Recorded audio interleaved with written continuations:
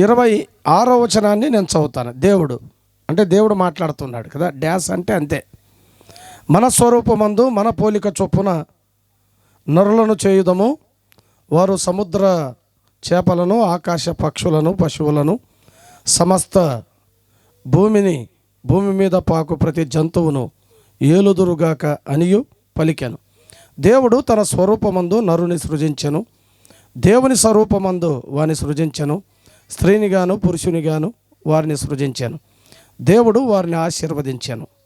ఎట్లనగా, మీరు ఫలించి అభివృద్ధి పొంది విస్తరించి భూమిని నిండించి దానిని లోబరుచుకొనుడి,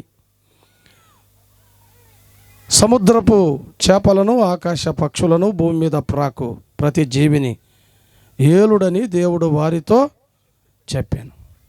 ప్రార్థన చేసుకొని మనము దేవుని వాక్యాన్ని విందామండి. మహిమగల దేవ, గనుడమైన రక్షకుడా, స్తోత్రములు. ప్రత్యేకంగా మరి నాన్న ఈ రాత్రి సహోదరుడు ఆదాముకు మీరు జత చేసిన ప్రియవాణి, ఇరువురిని ప్రేమించి అనుగ్రహించిన జాన్ మాన్విత్ బట్టి స్తోత్రములు. వారి సహోదరి దేవదానం బట్టి కూడా స్తోత్రములు. వారి తల్లిదండ్రులను బట్టి కూడా స్తోత్రములు. వారి ఎంట ఉన్న సంఘాన్ని బట్టి స్తోత్రములు మీకు చెల్లిస్తున్నాం, పూజిస్తున్నాం. తిరుమలయ్య గారి పల్లిలో జరుగుతున్న ఆరాధన, అవును ప్రభా, మరణాన సంఘము పరిచర్య అంతటికై స్తోత్రములు. అవును ప్రభా, మా ప్రియులు ఎఫ్రాయిం గారు చేస్తున్న, అవును ప్రభా, భారభరితమైన ఈ పరిచర్య అంతటిని బట్టి కూడా స్తోత్రములు చెల్లిస్తున్నాం. అవును ప్రభా, మారుమూల ప్రాంతంలో మరి నాన్న పరిచర్య చేస్తుండగా దీవించారు. మేము కూడా ఈ స్థలాన్ని చూడడానికి, ఇక్కడికి రావడానికి సహాయం చేశారు. ఈ చల్లపూట మరి నాన్న మీ మాటలు వినడానికి మీరు కృప చూపినందుకు స్తోత్రములు. అవును ప్రభా, ఈ ఇన్స్ట్రుమెంట్స్ కానీ, వాయిద్యాలు కానీ, పాడేవారు కానీ, ప్రార్థించిన వారు కానీ, అవును ప్రభా, వాక్య సందేశం అందించిన వారు అందరినీ మీరు దీవించండి. చేరి వచ్చిన కుటుంబాలను, స్థానిక సంఘ ప్రియులను, అవును ప్రభా, స్నేహితులను, బంధువులను ఆశీర్వదించమని ఘనత మహిమ మీకే చెల్లిస్తూ యేసుక్రీస్తు ప్రభు అతి శ్రేష్టమైన ఘనమైన నామములో ప్రార్థన చేసి వేడుచున్నాము తండ్రి, ఆమేన్. ప్రియమైన వాళ్ళరా, జాన్ మాన్విత్ పుట్టిన రోజుది. ప్రభువు ఆ బిడ్డకు ఒక దయా కిరీటంగా ఒక సంవత్సరాన్ని ఇచ్చాడు. జాన్ మాన్విత్కే కాదు, ప్రియవాణికి కూడా ఇది బర్త్డే అని చెప్పారు. ప్రభు ఆమెకు కూడా ఒక నూతన సంవత్సరాన్ని దయచేశాడు. పుట్టినరోజు పండుగ అందరికీ, పుట్టింది ఎందుకో తెలిసేది అందరికని ఒక సినీ సుప్రసిద్ధ కవి మాటలను పాటగా మలచి పాడారు. జన్మమెత్తితిరా, అనుభవించితిరా, బ్రతుకు సమరములో పగిలిపోతిరా అని. ఇది ఒక తరహా విరహ గీతం, ఇది వేదన గీతం. మానవుని జీవితం అనేది చావు పుట్టుకల ఆలోచన చేయండి. ఈ పుట్టుకకు చావుకు మధ్య అనేది కొంత గ్యాప్ ఉంది. ఆ గ్యాప్ను ఫిల్ చేయడానికే మనము ఈ ఎర్త్ మీద ఉన్నాం. ఈ ఎర్త్ మీద వర్త్ కలిగి జీవించడానికే దేవుడు నీకు నాకు ఒక బర్త్ను ఇచ్చాడు. ప్రియులారా, ఆలోచన చేయండి. కాబట్టి ఈ భూమిపైన మానవుని జన్మ అనేది చాలా విశేషమైంది. ఎందుకంటే దేవుడు ఈ విశాలమైన విశ్వాన్ని చేశాడు మాట చేత, భూమిని చేశాడు మాట చేత, ఎగసిపడే సముద్రాలను చేశాడు మాట చేత, చెట్లను, ప్రాకు పురుగులను, జంతువులను, ప్రాణులను కలుగునుగాక అంటే కలిగాయి. మాట చేత సమస్తాన్ని దేవుడు చేశాడు. జలములు, పశుపక్షు, వృక్ష, మృగ, కీటకాదులన్నిటినీ ఆయన నోటి ఊపిరి చేత చేశాడు. ఆయన ఊదితే ఆకాశమైంది, ఆయన ఊదితే భూమి అయింది, ఆయన ఊదితే పశుపక్షాదులు ప్రాణాన్ని పొందాయి. కానీ మానవుని నిర్మించినప్పుడు, మానవుని కలుగజేసినప్పుడు, నిన్ను నన్ను కలుగజేసినప్పుడు ఆయన మాటతో కాదు. ప్రియులారా, ఆకాశాన్ని ఆయన చేశాడు, హద్దుల్లేని ఆకాశం. చుట్టూ తిరిగే భూమిని చేశాడు ఆయన మాట చేత. కానీ మానవుని చేసేటప్పుడు మాత్రం దేవుడు సంప్రదింపులు చేశాడు, డిస్కషన్ పెట్టాడు. ఆకాశాన్ని చేసినప్పుడు డిస్కషన్ లేవు, భూమిని చేసినప్పుడు డిస్కషన్స్ లేవు, జంతువులను ప్రాకు పురుగులను చేసినప్పుడు ఏ డిస్కషన్స్ లేవు, కొండలను లోయలను నదులను కలగజేసినప్పుడు ఎలాంటి డిస్కషన్స్ లేవు, ఎలాంటి సంప్రదింపులు లేవు. కానీ మానవుని చేసేటప్పుడు మాత్రం దేవుడు చూడండి, 1వ అధ్యాయం 26వ వచనములో ఆ ముందుగా సమస్తాన్ని చేశాడు, సృజించాడు. కానీ మనిషిని చేసేటప్పుడు దేవుడు అని చెప్పి అక్కడ ఏం చేశాడు చెప్పండి? ఒక డిస్కషన్ కదా, ఒక టేబుల్ దగ్గర కూర్చొని తండ్రి కుమారుడు పరిశుద్ధాత్మ త్రియేక దేవుడు ఒక్కడే. కానీ 3 విధాలుగా పనిచేస్తున్న ఆ త్రియేక దేవుడు సంప్రదింపులు చేశాడు. ఏమన్నాడు చెప్పండి? మన స్వరూపమందు మన పోలిక చొప్పున నరులను చేయుదుము, వారు సముద్రపు చేపలను ఆకాశ పక్షులను పశువులను సమస్త భూమి మీద ప్రాకు ప్రతి జంతువును ఏలుదురుగాక. ప్రియులారా, ఆలోచన చేయండి. పరలోకాన్ని గురించి మనం విన్నాం, కానీ పరలోకములో ఒక డిస్కషన్ జరిగింది. మానవుని చేసేటప్పుడు దేవుడు డిస్కషన్ చేశాడు, ఒక డిస్కషన్. ప్రియులారా, ఆలోచన చేయండి. అంతేనా? అంతేకాదు, ఒక డిజైన్. ఏంటి డిజైన్? నిన్ను నన్ను చేశాడు, మనము ఎవరి డిజైన్? ఆలోచన చేయండి. దేవుని స్వరూపం, దేవుని పోలిక. నువ్వెవరి పోలిక? వాళ్ళ నాన్న పోలిక అంటారు కదా. నాన్న పోలిక కాదు, అవ్వ పోలిక కాదు, తాత పోలిక కాదు, మేనమామ పోలిక కాదు. మనమంతా ఎవరి పోలిక? ఎవరి పోలిక? దేవుని పోలిక. మానవుడు కోతిలో నుండి రాలేదు. కొన్ని లక్షణాలు ఉన్నాయిలే కొంతమందిలో. ఎవరి లక్షణాలు? కోతి లక్షణంబు నీ జాతి లక్షణం అని ఒక పాట ఉండేది. కొన్ని లక్షణాలు ఉన్నాయి. లక్షణాలు ఉన్నంత మాత్రమా మనం కోతులమా? ఆలోచన చేయండి. కోతిలో నుండి మానవుడు రాలేదు. కోతిలో నుండి మానవుడు వస్తే హాస్పిటల్లో మనిషి రక్తానికి బదులుగా కోతి రక్తాన్ని కూడా ఎక్కించవచ్చు. ఎందుకు? కోతిలో నుండి వస్తే. డార్విన్ సిద్ధాంతం బోర్ల పడింది అక్కడే. కోతిలో నుండి మానవుడు వచ్చాడని చెప్పిన డార్విన్ అసలు తోకేమైందో ఇప్పటికీ అర్థం కాలేదు, చెప్పలేదు. ప్రియులారా, కాలక్రమేణా తోక అరిగిపోయింది అన్నారు కొంతమంది. మరి తోకే అరిగిపోతే కాళ్ళు ఎందుకు అరగలేదు? చేతులు ఎందుకు అరగలేదు? మానవుడు కోతే? మీ ముత్తాత కోతి అంటే నువ్వు ఒప్పుకుంటావా? ఆలోచన చేయండి. మీ తాతలు మా తాతలు కోతులా? వానర జాతిలో నుండి వచ్చామా? నరజాతిలో నుండి వచ్చామా? మనం వానరులమా నరులమా? ఒకసారి ఆలోచన చేయండి.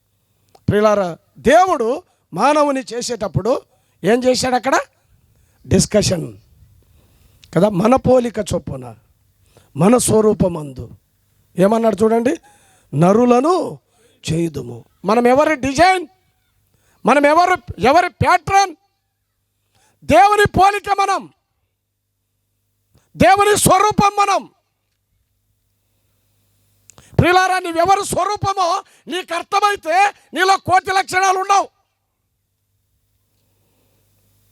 ఆడిన మాట తప్పిన వాని గాడిద కొడక ఎంచు తిట్టగా అయ్యో వీడా నా కొడుకని గాడిద గొల్లున ఏడ్చనని ఒక పద్యం ఉంది కదా.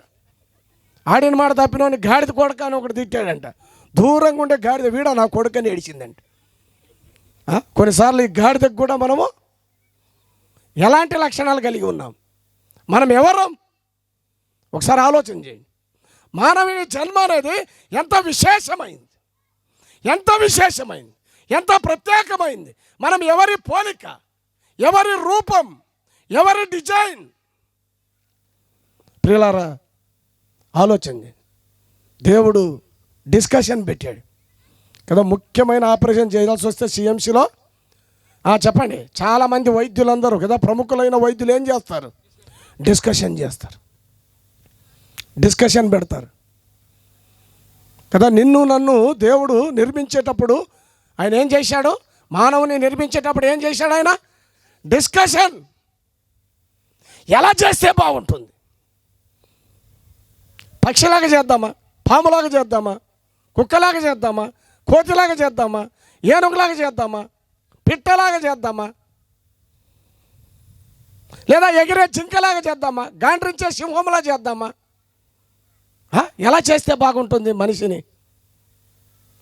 ప్రియులారా కదా, చాలా డిస్కషన్ జరిగింది, కానీ చివరికి తేలిన ఫలితార్థం ఏంటంటే లేదు లేదు లేదు కదా.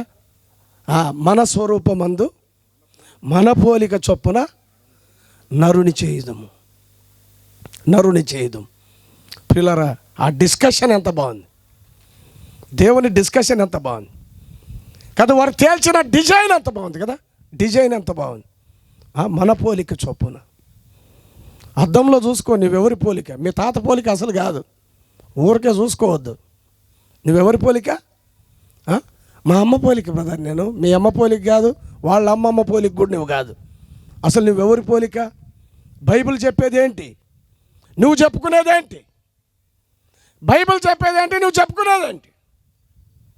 అసలు నువ్వెవరి పోలిక, ఎవరి స్వరూపం?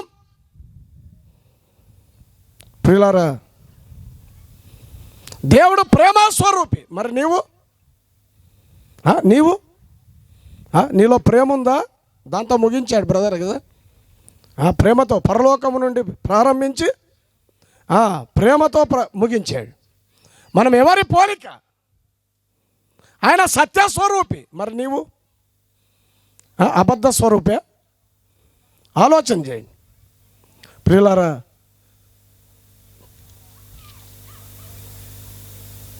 దేవుడు తన స్వరూపమందు తన పోలిక చొప్పున నరులను చేయుదుము అన్నాడు. సరే, డిస్కషన్ అయిపోయింది, డిజైన్ అయిపోయింది. అసలు ఎందుకు చేశాడు మనల్ని? ఆయన డిజైర్, ఆయన కోరిక, ఆయన ఆశ. ఆలోచన చేయి. ఆయన వాంఛ, ఆయన యొక్క డిజైర్ ఏంటి, ఆయన కోరిక ఏంటి? ప్రియులారా, ఆలోచన చేయండి, చదవండి. తర్వాత ఏంటి ఆయన డిజైర్? ఎందుకు చేశాడు మనల్ని? అదే వచనం చదవండి.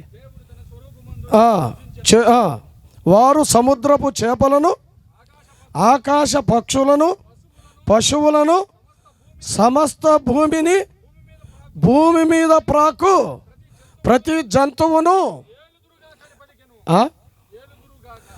ఏలుదురుగాక.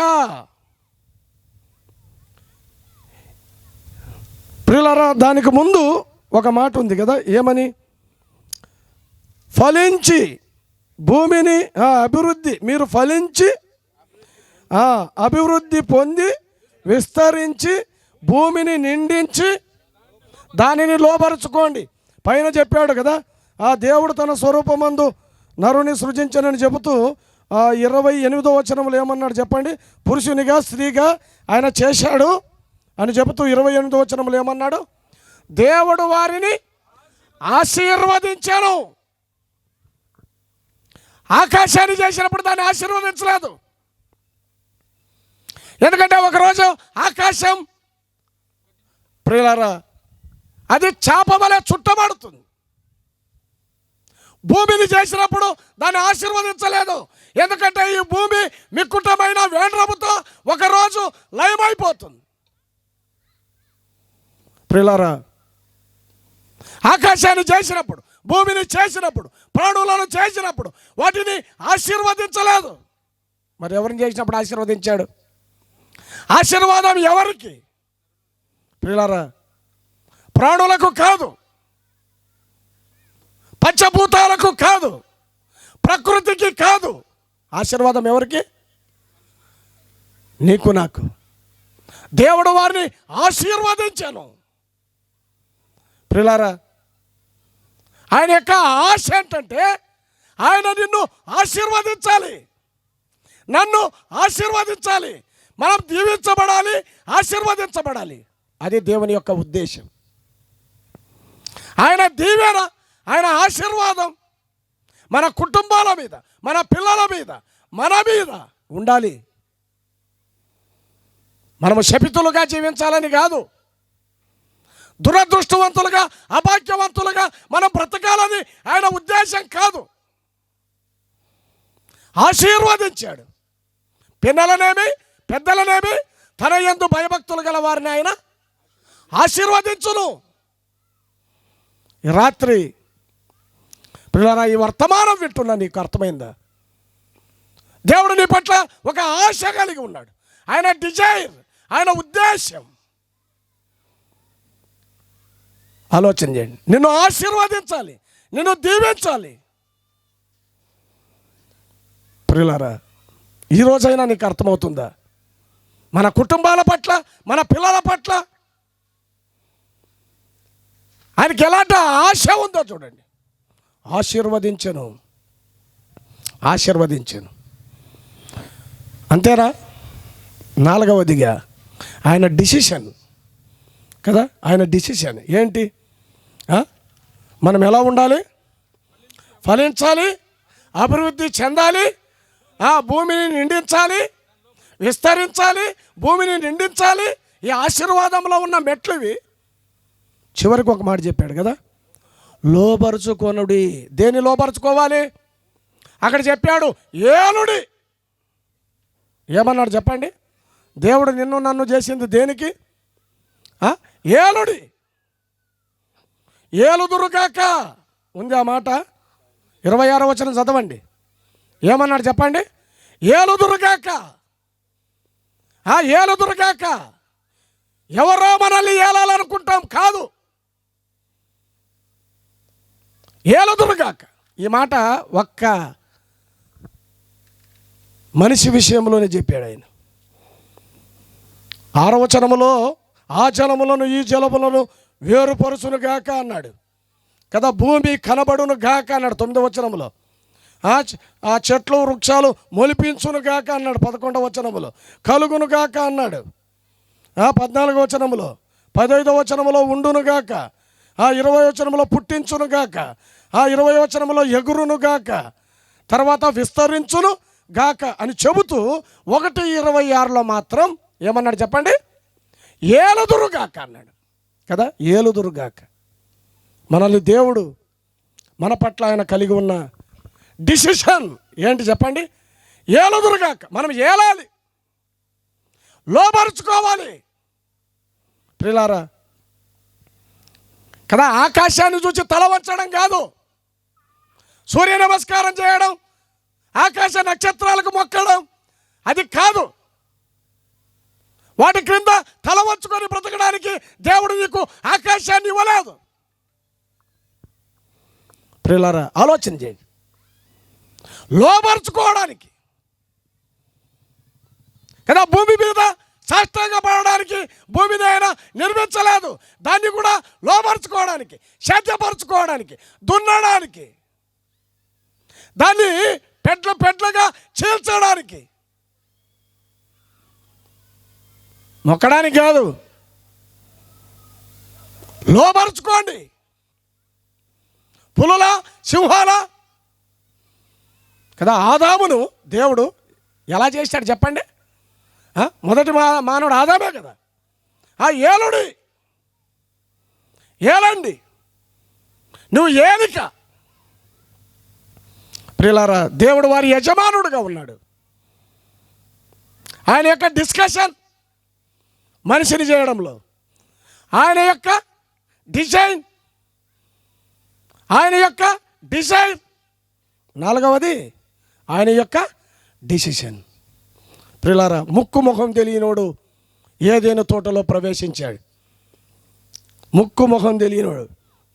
చాలాసార్లు సంఘాల్లో ముక్కు మొహం తెలియని వాళ్ళ ద్వారా వచ్చే సమస్యలు అంత ఇంత కాదు.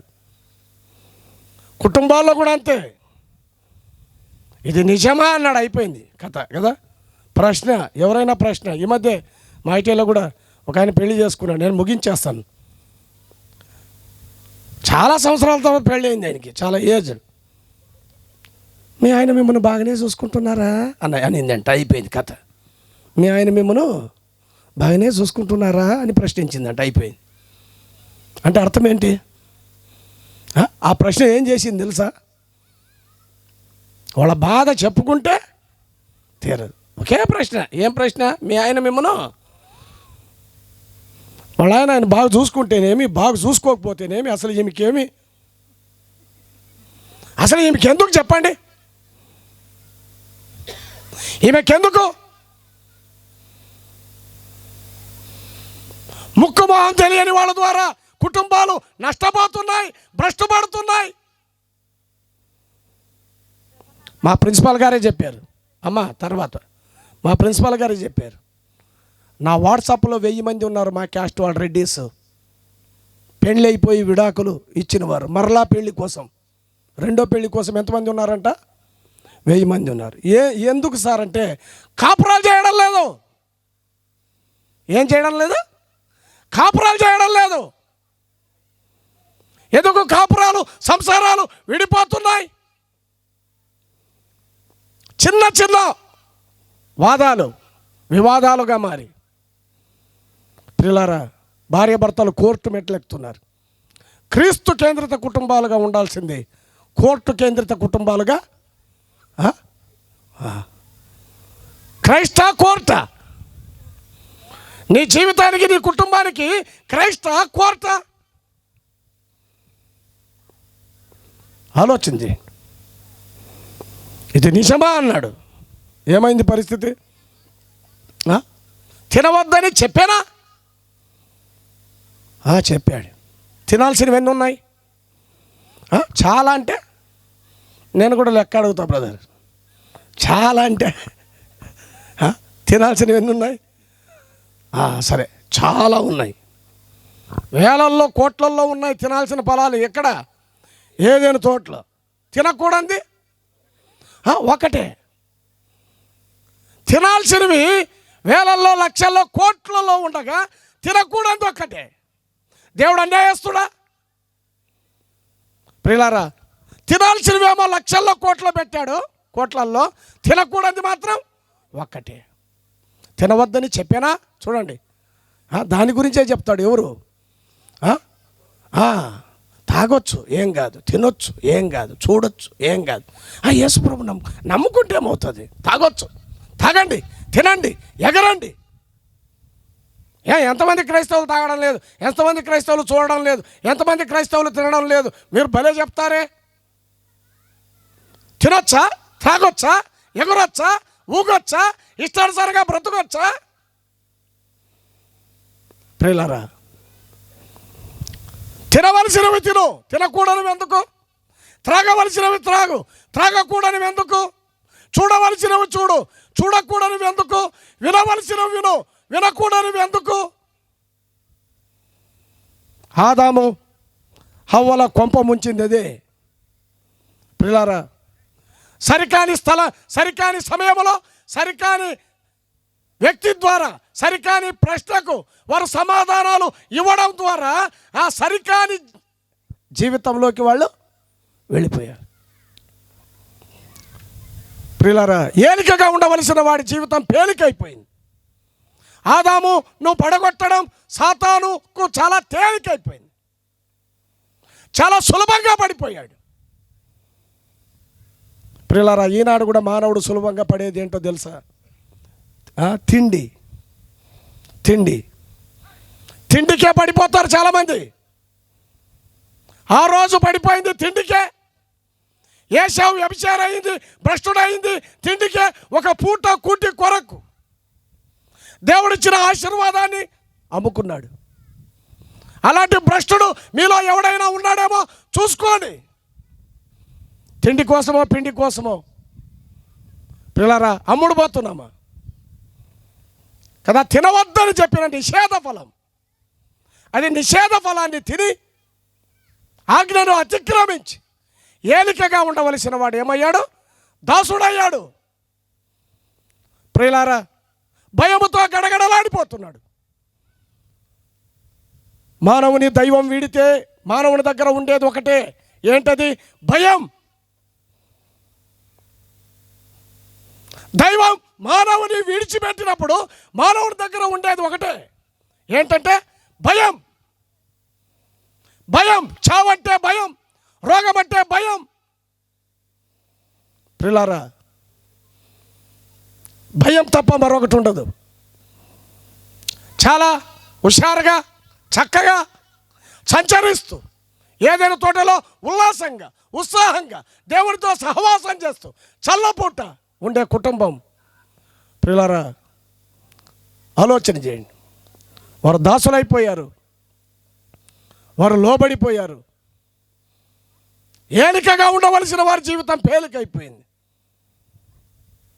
అందుకే ప్రియులారా, దైవ సంకల్పంలో ఉన్న తన కుమారుణ్ణి ప్రభువైన యేసుక్రీస్తును దేవుడు పంపించాడు కదా. ఆదాములో పోగొట్టుకొనబడిన మహిమ, ఆ ఆనందం, ఆ సంతోషం, ఆ ఏలిక, ఆ అధికారం కదా ఆదాములో పోయింది.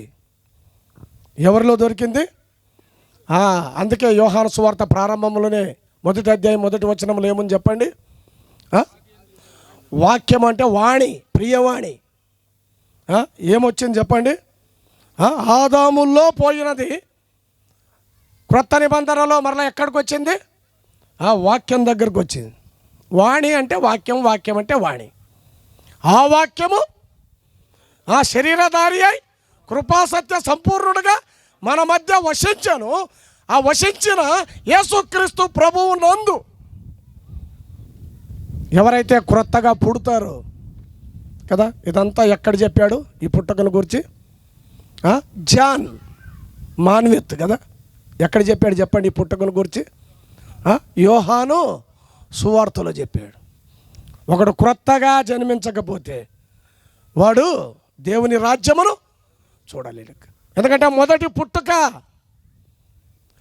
పుట్టుకలో ఆ మొదటి జన్మలో పోగొట్టుకున్నవన్నిటినీ యేసుక్రీస్తు దైవ కుమారుడుగా భూలోకానికి దిగి వచ్చి ఆ దైవ కుమారుని యందు ఎవరైతే క్రొత్తగా జన్మిస్తారో, క్రొత్తగా జన్మించడం అంటే చెప్పాడు కదా ప్రియులారా, దైవ భయము పోగొట్టుకొని మరణ భయము, పాప భయము, రకరకాల భయాలతో నిండిన మనలను ఆ భయము నుండి విడిపించడానికి ఎబ్రీ పత్రికలో ఆ పిల్లలు రక్త మాంసములు గలవారైనందున ఆయన ఏం చేశాడు?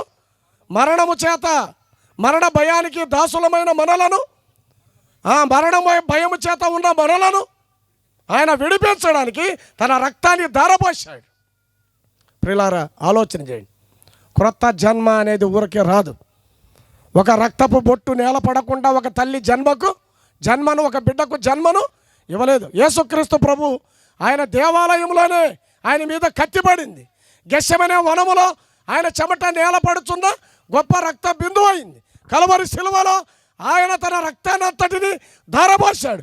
యేసు రక్తం ప్రతి పాపము నుండి మనల్ని కడిగి పవిత్రులుగా చేస్తుంది. ప్రియులారా, ఆయన రక్తములో నుండి ఎవరైతే కడగబడతారో ఆయన రక్తము ద్వారా ఎవరి పాపాలైతే కడగబడతాయో అలాంటి వారికి కొత్త జన్మ. ఈ రాత్రి నువ్వు కూడా కొత్తగా పుట్టాలనుకుంటున్నావా? ఒక బిడ్డ పుట్టాడు. ప్రియులారా, నేను ఎందుకు పుట్టాను అని కాదు, నీ పుట్టుకకు ఒక ఉద్దేశం ఉంది, నీ జన్మకు ఒక ఉద్దేశం ఉంది. ఇది ఒక రహస్యం కాదు ప్రియులారా.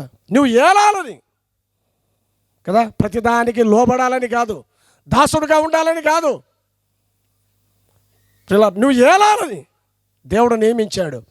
ఎవరైతే యేసుక్రీస్తు ప్రభువుని వద్దకు వస్తే వారిని ఏలేవారుగా చేస్తాడు, లోబడేవారుగా కాదు. ప్రియులారా, సమస్తాన్ని మీరు లోబరుచు కొనుడి.